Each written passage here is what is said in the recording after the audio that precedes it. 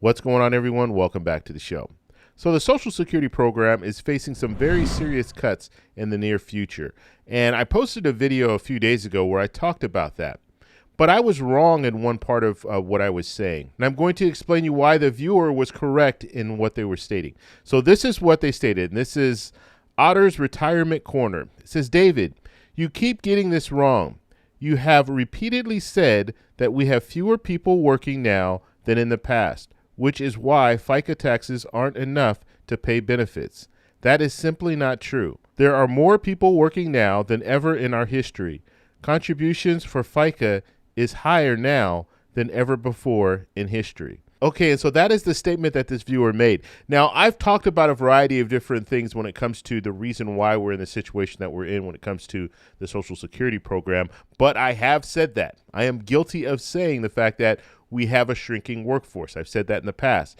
Now, let's really talk about the reason why the Social Security program is struggling. So that's what we're going to focus on in this video. But first off, if you guys can do me a favor, please like the video, subscribe to the channel, hit that little bell notification, and then click all. By clicking all, you'll get notified anytime we post a video. We do daily videos here, so by clicking the bell notification and clicking all, you should be getting updated every day. And once again, thank you for your support. I really appreciate it. And if you'd like to join our membership, you can just by clicking the join button, and you'll get custom emojis as well as custom badges if you join, and it goes to help support the channel. Thank you very much. Okay, so let's go ahead and talk about this. And I love the fact that you guys will call me out. If I say something or you see something that you don't agree with, you guys will be quick to call me out. Sometimes you call me out and I am right. Sometimes you call me out and I'm wrong. And that's good. And it makes me a better presenter because I can do more research and find out, okay, yeah, you know what? They are right. And I'm saying this, or I might be saying something that might be misleading you, making you believe a certain thing. And I don't know that I'm doing that. And when you guys call me out on it, then I'm able to correct what I'm saying. So in this situation, 100% this person is correct. And I have stated this in the past as far as a shrinking workforce. So let's take a look at this. So I did a little research here, and I want to show you there's something important about Social Security, the Social Security program, and the main reason why the trust fund is being depleted. And that is, if we're looking at, and this is coming from Peter G. and Peterson Foundation, and they're saying here, just 13 years from now, and this was posted in 2022. Okay, so it's a little dated, but it's still, the information is still valid. A major contributor to unsustainability of the current Social Security program is that the number of workers contributing to the program is growing more slowly than the number of beneficiaries receiving monthly payments. This is important right here. Growing more slowly. The workers contributing to the program, the people who are paying into the payroll contribution, it's growing more slowly than the number of beneficiaries receiving monthly payments. And they give you an example here. In 1960, there were 5.1 workers per beneficiary. The ratio has dropped to 2.8 today. This is the reason why the Social Security Trust Fund is being depleted. It's being depleted because of the ratio. Okay, so it's not a shrinking workforce, but it's a slowing workforce compared to the beneficiaries who are receiving benefits, if that makes sense. So you have two things at play here. So you have a workforce that over time, our workforce has continued to increase. Okay, we continue to have more people in the workforce, but we also continue to have more people who are reaching 65 plus. And that's the key there. More people who are collecting Social Security benefits. Okay, so let's take a look at some of these graphs here, and this will really show you what I'm talking about here. So when we're looking at this illustration, they just showed us what we talked about here. So back in the 1960s, it was roughly 5 to 1. So you had 5 people working for every person receiving benefits. And then you see how this has gradually dropped down. And in the projection, they're showing you right here, this is the projection that it's going to continue to drop and maybe flatline here between 2040 and 2050.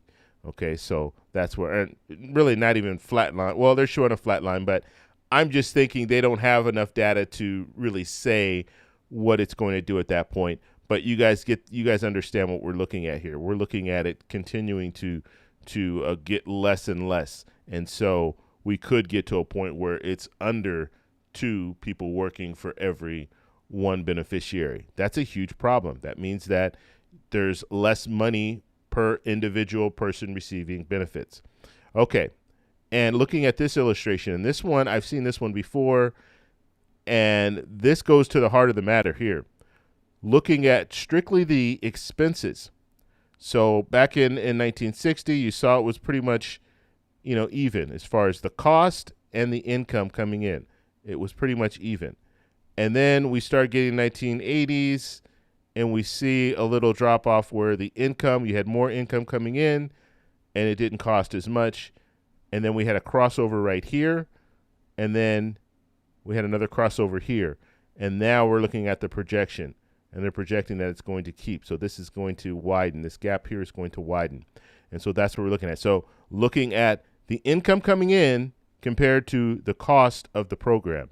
And you see if the program costs more and you have less income coming in, then you have to draw more on the trust fund. And that is where the problem is when it comes to the Social Security program. Now, let's move a little bit forward and look at the age range. Okay, so looking at boomers here from 2010 to 2030. And so then when you're looking at the numbers here, you see the numbers 65 to 74, and then 75 to 84, and then 85 plus. And then as we move further, we'll move in and they'll have another illustration here where you'll have Gen X, and then it will just keep going from there. And you'll just look and you'll see the fact that you have more and more people 65 plus, okay, a higher percentage, okay? And let's take a look at the census. This is coming from the Census Bureau, and they're saying here in 2020, about 1 in 6 people in the United States were age 65 and over. In 1920, this population was less than 1 in 20, okay? Very, very key to understand here. 1 in 6 today, but back in 1920, it was less than 1 in 20. So you have a lot more people who have reached age 65 plus, okay? The older population increased by 50.9 million from 4.9 million. Or in percentages, that's 4.7% in the U.S. Population in 1920 to 55.8 million, or 16.8% in 2020. Okay, so 16.8% of people are 65 plus. So that's what we're looking at now. Back in 2020, it was only roughly 4.7%, almost 5%. And so it has really increased. And they say here, this represents a growth rate of about 1,000%, almost 5 times that of the total population of 200%. Okay, so hopefully you guys are seeing this. You're seeing what the issue is when it comes to the Social Security program and why it's being depleted. Now, looking here, we'll give you some better illustration here with this graph. Actually, there's 2 graphs here, but just looking at this back in the 1920s, and this is by millions, you had we'll just say less than 10 million here. And then as we've moved up throughout the years, it continues to increase. We're talking about 65 plus. And so now we're at a point where, what did they say, 55 million, okay? And then looking at the percentage total of total population, we see down here in 1920s, it was less than 5%, and it's gradually moved up. And you see this huge uptick right here back in 2010. And so now we're looking at a situation where it is, 16 plus percent. And so the fact that we have more people that are 65 plus means that you need to have more people in the workforce to pay into the payroll contribution, okay? But we have to look at the ratios, and that's what's important. It's not just the total population of people who are working, but we have to look at how many people are actually collecting Social Security benefits, because that's important. If you have less people collecting Social Security benefits, you don't have to have a lot of people in the workforce. Now, another thing that we need to think about is we have a shrinking birth rate. And so because we have less babies being born, we're going to have in the future, we're probably going to be in a situation where we don't have as many people working. So that could be a problem in the future. But right now, the main thing that we need to focus on is the fact that there's that ratio, and the ratio is off. Now, one way to help the ratio along is immigration reform. If you have people coming in at the working age, they're going to come right in and start working.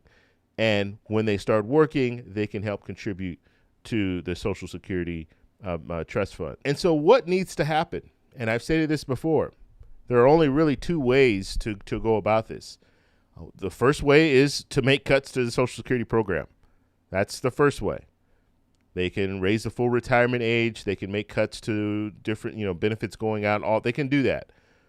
That's only one way. The other way is raising the cap, so making people who, let's say, earn over $400,000 pay into the payroll contribution, which they currently don't, or just raising that payroll contribution across the board so everyone who's working now has to pay a little bit more, because you need more revenue coming in.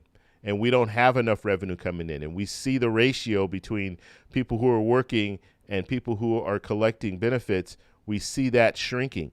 And if that continues to shrink, then we have a huge problem. Okay, and we already have a huge problem, but it will get even worse. And so we do need to focus on the fact that we need to bring more revenue in. The best way to bring in more revenue, and I've said this in the past, raising the cap on wealthy people, that's probably not going to go anywhere. Why? Because politicians are being funded by wealthy people. And so wealthy people just say, no, we're not going for it. And because they have the deep pockets, they probably will get their way. So the only real way for us to save Social Security is for us to do it. The working class, people who are working right now, paying into the payroll contribution, we all need to say, look, okay, if it's a 1% increase, a 2% increase to what we're currently paying, we'll be willing to do that if we can prolong the program for another 75 years. As long as I'm able to get some of that Social Security benefit at 100%, I'm okay with paying 1% or 2% more. And so that's what's going to probably have to happen in order for us to fix the situation that we're in. Now, politicians don't really want to address this because no politician wants to be there saying we're going to raise taxes on everyone. And so that's why politicians they're trying to get away from this and not talk about it. And they can say, it's easy to blame a side and say, we'll blame the rich and we'll just tax them. It's easy to say that. But when it comes down to it, if you start talking about raising taxes on everyone who's currently working, it's a hard sell. But I think it's something that would work if you had a strong enough leader to sit down with the American people and say, look, this is why we need to do this. It's just like if you have a 401k and you go to a financial advisor and you say, yes, I plan to retire when I'm 55, and your financial advisor sits you down and says, well, you know what? If you want to retire at 55, then you're going to need to contribute more, and you might need to have some different retirement plan set up. It's going to cost you more, basically, is what they're saying. They can do the same thing with Social Security. They can say, look, this is the current situation. In 11 years, the Social Security Trust Fund will be completely depleted. If we raise the payroll contribution, so if you pay a little bit more, then we'll be able to secure Social Security for another 75 years, and you'll be able to receive your Social Security benefits at 100%. That's what a real leader needs to do. That's what they need to sit down and talk to the American people and explain to them the reason why you're going to see a 1% or a 2% increase, which when you look at it, it's not that much in the big scheme of things because it's not something that you're really going to feel. It's going to be a very small number, and you might not even notice it. And then they can do things. They can have different tax breaks and things like that to maybe offset some of the increase. So the reality is it has to happen, but we just need a politician that will stand up and say, look, this is how we need to move forward in order to protect, secure, and prolong Social Security benefits for another 75 years. And then maybe even add an increase to Social Security benefits because that's always on the table as well. And so we'll have to just see what they do. But thank you for the comment. I appreciate that. And more comments below. I always read the comments. So post comments. If you guys have questions, if you have a statement to make, let me know in the comments below. And I will look at those comments and I might do a future video on it. So thank you for the comment. If you guys like this video, please give me a thumbs up. Please subscribe for more. And I'll talk to you in the next one.